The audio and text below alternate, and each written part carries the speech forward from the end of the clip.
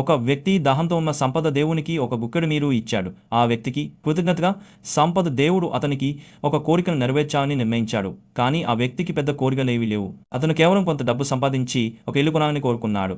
ఈ మాట విన్న సంపద దేవుడు ఆ వ్యక్తికి ఒక అతీంద్రియ శక్తిని ప్రసాదించాడు. ఆ తర్వాత సంపద దేవుడు అదృశ్యమయ్యాడు. ఆ వ్యక్తి ఇంకా తాను కలలో ఉన్నానని భావించాడు. అతను ఒక గుక్కెడు నీరు తాగాడు. తదుపరి క్షణంలో అతని బ్యాంకు ఖాతాలో 8 జమ అయినట్లు చూశాడు.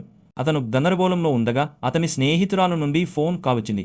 ఆమె అతన్ని తన తల్లిదండ్రులను కలవడానికి తీసుకెళ్లింది. ఆ వ్యక్తి తాను సిద్ధం చేసిన బహుమతిని తీసుకుని వెళ్ళాడు. కానీ వారు దానిని చౌకగా ఉందని తిరస్కరించి అతన్ని తమ కూతురిని వదిలేయమని చెప్పారు.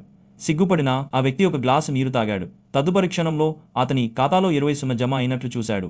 ఆ క్షణంలో అతను సహాయం చేసిన సంపద దేవుడిని గుర్తు చేసుకున్నాడు. ఆ దేవుడు అతనికి డబ్బు సంపాదించే శక్తినిచ్చాడు. ఆ అతీంద్రియ శక్తి ఏమిటంటే అతను నీరు ఆగిన ప్రతిసారి డబ్బు సంపాదిస్తాడు. కాబట్టి ఆ వ్యక్తి వెంటనే టేబుల్ మీద ఉన్న మొత్తం నీటిని తాగేశాడు. అతని ఖాతాలో వెంటనే 5 మిలియన్లు జమ అయ్యాయి. కానీ అతనికి ఇంకా అది సరిపోలేదనిపించింది. అందుకే అతను వెయిటర్ని పిలిచి ఒక పెద్ద బకెట్ మినరల్ వాటర్ తీసుకోమని చెప్పాడు.